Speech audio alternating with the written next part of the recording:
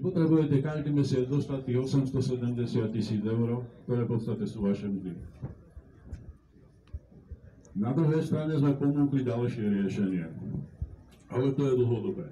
Veľmi dobre viete, že z toho dôvodu, že sme nemali dostatok dreva, sme vám prestali vyplácať jednu položku mzdy, a to bola výkonnostná odmena, ktorá vám prináležala vtedy, keď ste robili výkon.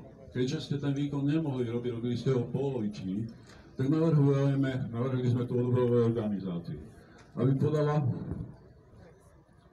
a aby ste podpísali zastúpenie pre právnickú firmu, buď odborársku, alebo vám nájdeme nejakú, pretože takto sme ukrátili v podstate každého jedného člena, človeka v tejto fabrike za 3 roky, to, čo sme mu dovtedy roky vyplácali, ročne za tie 3 roky zhruba vo výške 9 000 eur.